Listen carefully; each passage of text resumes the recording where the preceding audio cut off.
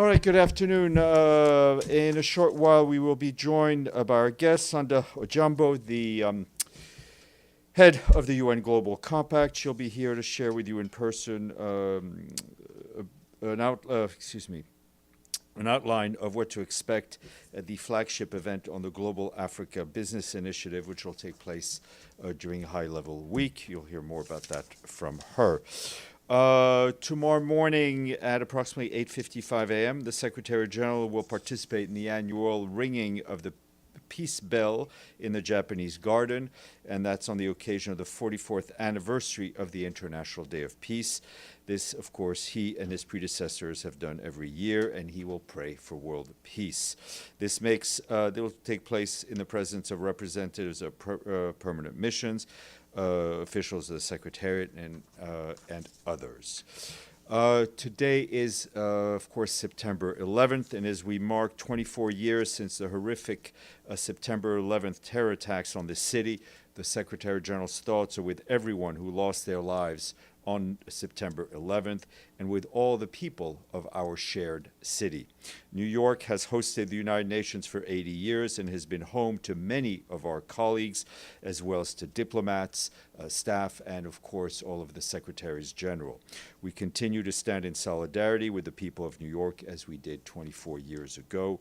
The United Nations once more underscores its commitment to never forget the nearly 3,000 people from over 90 different countries whose lives were taken out on that day and the thousands who were injured or sickened.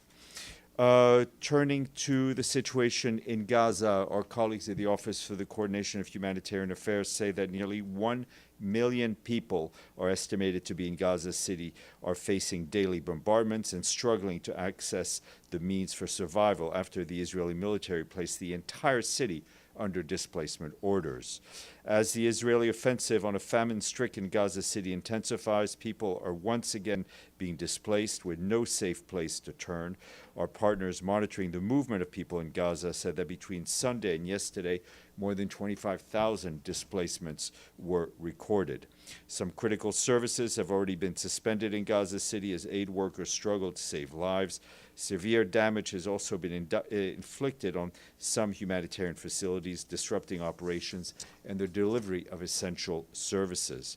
Our partners working on health report that some of them have had to suspend activities at primary health care centers, while partners working on nutrition say that between 12 out of 49 outpatient therapeutic sites have halted services amid the ongoing airstrikes in Gaza City.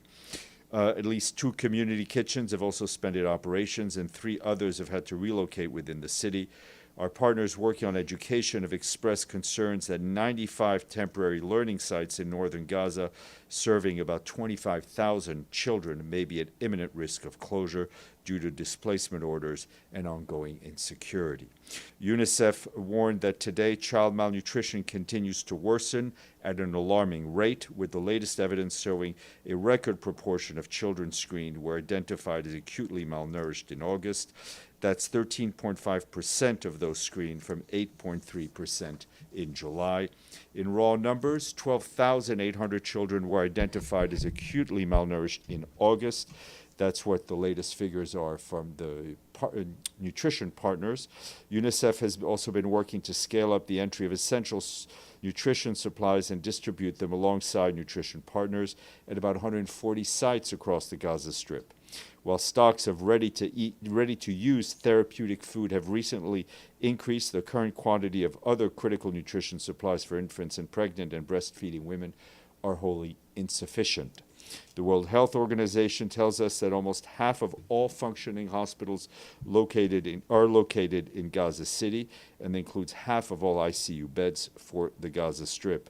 With the Israeli offensive already underway in that area, WHO says the Gaza Strip cannot afford to lose any of these remaining facilities. Meanwhile, delays and impediments to humanitarian movements inside Gaza continues.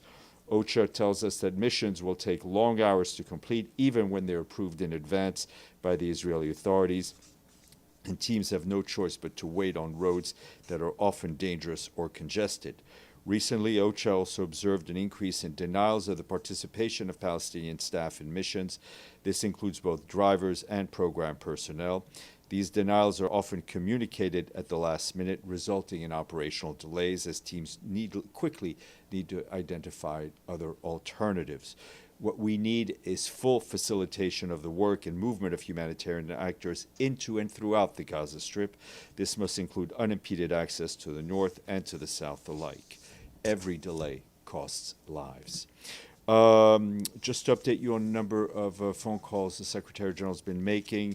He spoke a short while ago with the Foreign Minister of the Islamic Republic of Iran, Abbas Araghchi, and they discussed the nuclear issues and also the situation in Yemen, including the ongoing detention of UN personnel and others in that country. The Secretary General also spoke with the Emir of Qatar, Sheikh Tamim bin Hamad Al Thani, and expressed his solidarity following the attack by Israel in Doha. Speaking of the Middle East, the Security Council will convene at 3 p.m. this afternoon for an emergency briefing on the situation in the Middle East. The Prime Minister of Qatar is scheduled to attend. Contrary to what I told you yesterday, though when I told you yesterday it was true, now the briefer will be Under Secretary General for Political and Peace-Building Affairs, Rosemary DiCarlo, and not our friend Khaled Kyare. And that her statement will be shared with you in advance, as we usually do. Number of grim updates from Afghanistan. We, along with our partners, are continuing to scale up our response to the devastating earthquakes that have struck the east of the country in the past 2 weeks. Our colleagues at the Office for the Coordination of Humanitarian Affairs tells us that so far humanitarians have carried out joint assessment in 80 of the more than 400 villages that were the hardest hit. In these areas alone, more than 6,000 homes were destroyed and over 1,300 damaged. We, along with our partners, have reached at least 60,000 people with food assistance. Malnourished children, pregnant and breastfeeding women have also received specialized nutrition support, and nearly 30,000 people have been provided safe drinking water. Humanitarians are also delivering emergency shelter materials, repair kits, hygiene assistance, psychosocial support, and referral for gender-based violence. More than 24 mobile health teams have been deployed, along with medicines, equipment supplies, and ambulances. But our humanitarian colleagues warn that far more resources are needed to sustain the response. As you know, earlier this week, we launched an emergency response plan for nearly $140 million so that aid organizations can help some 457,000 people impacted by the earthquakes over the next 4 months. We call on the international community to step up efforts for the Afghan people at this critical time, and with winter fast approaching. Also on Afghanistan, and giving you an update on the ongoing restriction regarding our national female staff. And those restrictions is putting serious risk the essential humanitarian assistance currently being delivered by the UN in earthquake-affected areas in Afghanistan.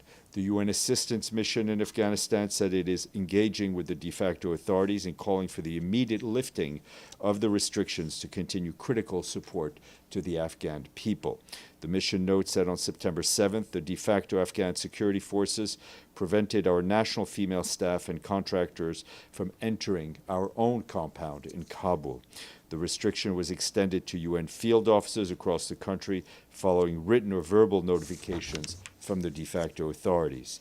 The UN mission in Kabul says that security forces are visibly present at the entrances of our premises in Kabul, in Herat, in Mazar-e-Sharif, all to enforce these restrictions. This is particularly concerning in view of the continuing restrictions on the rights of all Afghan women and girls. The United Nations has also received reports of the de facto security forces attempting to bar national female staff from traveling to field locations, including to support women and girls as part of our urgent earthquake response, which we've been telling you about. They're also blocking him from accessing operational sites for Afghan returnees who are coming in from Iran and Pakistan. The UN mission says the current actions disregard previously communicated arrangements between the de facto authorities and the United Nations in Afghanistan. In response to the serious disruption, the UN mission, UN agencies, funds, and programs in Afghanistan have implemented interim operational adjustments to protect staff, assess viable options for continuing their principled and essential work. Quick update from Ramtam Lamamra, who, as you know, is Secretary General's personal envoy for Sudan, as he intensifies his good officer's efforts to support the de-escalation of the conflict in advance of a political solution there. I can tell you that the personal envoy is currently in East Africa, where he's starting in Nairobi, where he will discuss peace efforts with the Sudanese actors there, including key political stakeholders from across the board. He'll then head to Port Sudan to meet with authorities and a cross-section of additional Sudanese stakeholders. During his visit, the personal envoy will reiterate his calls on all relevant actors to engage in constructive dialogue leading to sustainable peace. He will seek further progress with all the parties on issues related to the protection of civilians. In addition, he continues his efforts to unify and strengthen multilateral mediation on Sudan. In this regard, he's working with the African Union to jointly convene a ministerial-level consultative group meeting in Addis Ababa. And on the ground, we continue to reiterate our calls for an end to this conflict that has left 25 million human beings acutely hungry. That's nearly half of the population of Sudan. And now, for the first time, funding shortfalls are forcing the World Food Program to pull back support in areas where we do have access. As you know, there are many areas where we do not have access. Currently, WFP only has the resources to support 4 million people a month. That's 1 in 6 of the people in need and half of what they had planned. Millions of people are being cut off from life-saving aid as WFP is forced to prioritize the people facing the most extreme levels of hunger. Many displaced people or overstretched host communities are no longer receiving assistance, while for others, ration sizes have been reduced and key food items are removed from distribution. In some areas, like Kassala in eastern Sudan, where assistance is internally displaced people, where assistance for internally displaced people has been cut, our teams on the ground are already seeing a rise in malnutrition, not surprisingly. On top of that, access challenges and administrative impediments continue to hinder WFP's ability to deliver regular support to other areas, particularly in Kordofan and Darfur, as well as you well know, famine was first confirmed more than a year ago in Zamzam IDP camp and in North Darfur. WFP is warning that the crisis in Sudan is heading for another catastrophic peak as the lean season is underway and hunger will worsen through September, pushing millions of people into deeper and extreme hunger. We urge the international community to step up and fund our operations. And our colleagues in Central African Republic, our peacekeeping colleagues, that is, report that in Ndele, in the northeast of the country, they have handed over to the national authorities the newly constructed court building. This marks a first in the town of Ndele, which until now had no judicial infrastructure meeting the minimum standards. The local community will now have access to justice, while magistrates will be able to work in decent conditions. Since 2014, more than 11 years ago, the UN peacekeeping mission, which supports national police, justice, and corrections institution, has built or rehabilitated 16 courts building across the Central African Republic. These initiatives support the fight against impunity, enhance access to justice for all Central Africans wherever they may live. Turning to Myanmar, the High Commissioner for Refugees, Filippo Grandi, completed a 3-day visit to Myanmar, where violence and conflict continue to leave millions of people displaced and without homes. Mr. Grandi visited communities impacted by the March earthquake, calling for wider humanitarian access and solutions for the displaced. As part of the broader humanitarian response, UNHCR works with its partners and communities in Myanmar to provide assistance to meet basic needs and ensure the safety and well-being of people on the ground, and to promote peaceful coexistence with host communities. But he warned that access remains constrained in many areas, cutting communities off from humanitarian aid.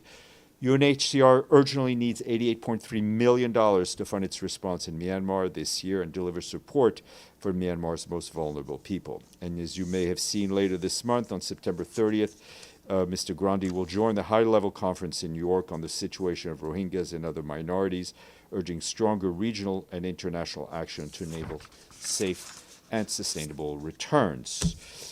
No money, no quiz, so I will take your questions instead of asking them. Edie. Thank you, Steph. It's been announced that the deputy head of UNICEF, who was taken by the Houthis In Yemen, yes. Yeah. was released and is back in Jordan. Was anybody else released, and when did this release happen, and are negotiations on the others still taking place? I can confirm that our colleague safely landed back in Jordan, and we're very happy that she has been released and was able to return home. Unfortunately, all of our national colleagues, including colleagues from NGOs, civil society, and diplomatic missions, remain detained arbitrarily. We continue to push through various channels to move for their release, and this is an issue, as I mentioned, that the Secretary General raised with the Foreign Minister of Iran, and he will continue to make phone calls, and others will continue as well. And was she released today or yesterday? It was today, earlier this morning. Okay, and a follow-up on Afghanistan and this new crackdown on women. Is Rosa Otunbayeva still in Kabul? I believe she is in Kabul. I have to double check, but I believe she's in Kabul. So, this is only impacting our national female staff. Our international, UN international staff, regardless of gender, are able to work. Amélie and then Deji. Oh, you didn't have a question? Oh, okay. You should. Okay, Deji. Yeah. You didn't ask for anything? That's just. I may quote you back on that. Well, just yeah. a couple of questions. First, do you have any update on the humanitarian aid delivery in Gaza? Oh, yeah, some aid continues to come in. Yeah. As you didn't really mention that. You talked about the situation in Gaza City, but yeah, no, I mean some aid is continuing to come in, but not enough. So the situation has been enhanced a little bit. There's been an uptick in what has come in, but it remains woefully under the level that we need. Okay. Two other things. Does the Secretary General have anything to say on the death of Charlie Kirk, the U.S. political activist? Yeah, we saw it, and I can tell you that we condemn this act of political violence, as we condemn and stand against all acts of political violence, which undermines democracy. And we, of course, extend our condolences to Mr. Kirk's family and loved ones. And one last thing. Yesterday was World Suicide Prevention Day, and we know that nowadays suicide has already become one of the major cause for death. What message does the Secretary General have for member states and for public to prevent suicide? I think more resources need to be given to mental health networks, to mental health resources to help fight the scourge of suicide that we see across the world. Yes, sir. Nam Abdullah with Rudao. Syrian Democratic Forces published a statement earlier today saying that they have come under attack from forces affiliated with Damascus. Have you seen that statement, and does the Secretary General have a statement on that? Look, I think we are, of course, concerned anytime there continues to be internal clashes in Syria. It is incumbent on the government to ensure that all Syrians are represented and feel safe, and we'd encourage the Syrian government and encourage the Syrian government to continue to engage in discussions with other political forces in Syria to bring the country together. Yes, sir, and then Alex, and then Pam. Thank you, Steph. With the Qatari Prime Minister calling yesterday for a, quote, regional response from the Gulf states, and of course he's set to attend today's Security Council meeting.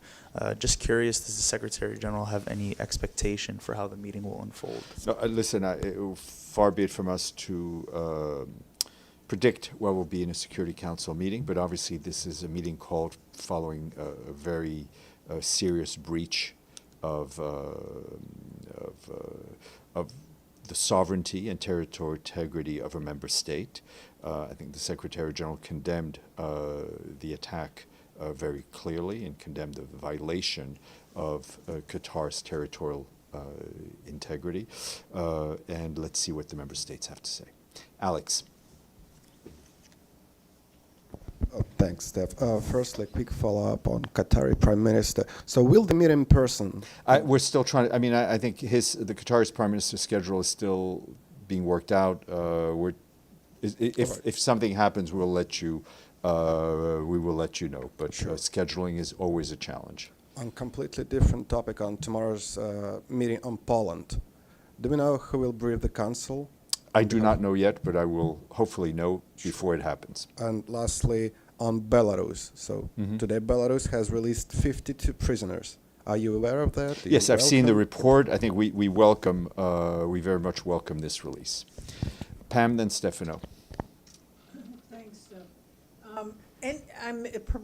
Forgive me if I missed it, but have you made a statement about the Polish drone? Yes, the yesterday. incursions? It was Okay, yesterday. and any update on that? No. Stefano.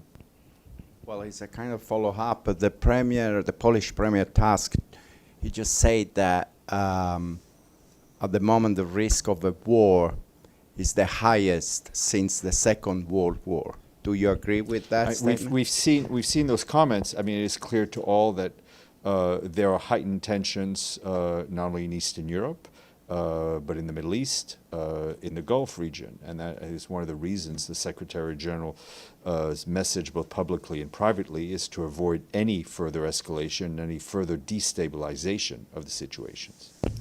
Just a quick follow-up.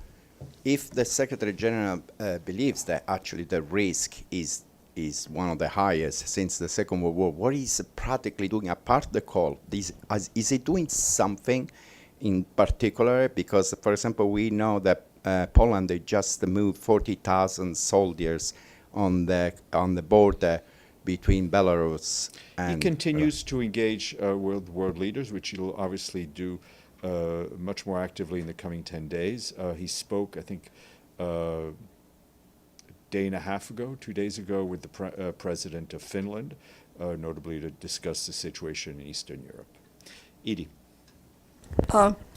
The Israeli military took a group of Western journalists to the Rafah area today to show them two new aid distribution sites. Does the Secretary General have any comment on this trip? Listen, glad some journalists were able to go in. I think it's important that journalists be able to go into Gaza not under the escort of the warring parties and be able to do their work and see what they want to see and see what they need to see and report back. I think the lack of international journalistic presence in Gaza is glaring and has had an impact. In terms of these humanitarian sites, these are not sites that, or these sites that were shown. I'm not aware that we are working with them. As we've said repeatedly, we have a system that works with hundreds of distribution points. It's worked in the past. We continue to make it work on threadbare resources. We've always said we are willing to work with any partner and said there's enough work for everybody, but we will work with humanitarians who work themselves based on globally endorsed humanitarian principles that ensures that people are safe as they reach as they get aid. Okay. Oh yes. Sorry. Go ahead. Sorry, Steph. Just one more question. You said that the Secretary General shared some words with the Iranian foreign minister on the nuclear situation over there. would you be able to share any specifics? Well, I mean, I from think that it's, I don't have conversation? any more, but as I said to you, we welcome the agreement that was reached between the IEA and Iran and his calls for continued active diplomacy. I see Iftikhar Ali either saying hi or wanting to ask a question, and then we'll go to our guest. Go ahead, Iftikhar. I see him. It's not working. Iftikhar. Yeah, apparently there's a problem with the Zoom. I apologize. Just send Fahan and I a question and we will answer it. I apologize. Okay, we will get our guest. Don't move out of your seat.